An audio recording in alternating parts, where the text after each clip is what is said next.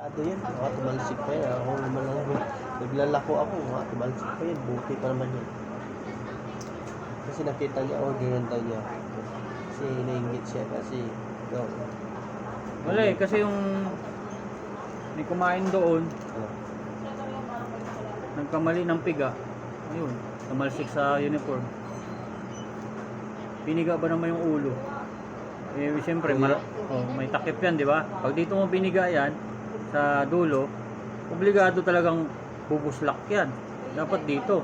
Pag pigaan niyang ganon, bulwak. Uniform niya, basa. Hindi ko nakasalanan yun. Sabi ko, orderan ko nga ng dipatak na lang. Naman yung toyo, tipid. Pag ganon ng toyo, hindi na ginagawang sabaw.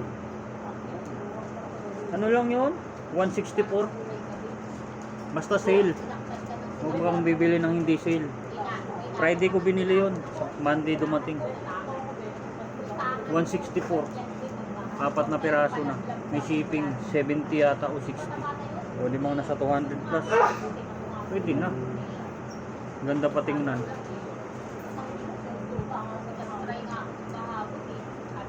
Pag nagdadrive ako, nakatago yun. Para hindi mayabo.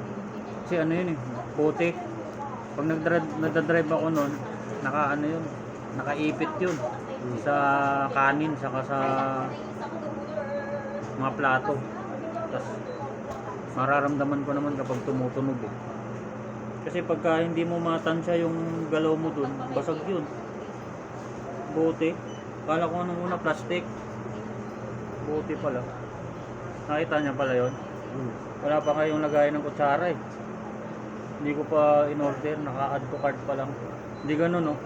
Pag pinindot mo, saka ka lang makakuha ng kutsara. Parang basurahan. Di ba yung basurahan may ganyan? Ayun, parang basurahan na maliit. Naka-ganon yung kutsara. Hindi siya naka-ganon. Pag ganyan, para kukunin yung ganon. Pagka pinindot mo, doon pa lang lalabas yung mga kutsara, mamimili. Naka-add to cart pa lang. Yung sa kutsara nga natin, di ba ano lang naman yun? Kaya nga, minsan makakatipid tayo sa kutsara. Kasi, di ba, yung iba, take out, kasi dinadala yung kutsara. Yung iba kumakain, kaya minsan nahuhugasan natin.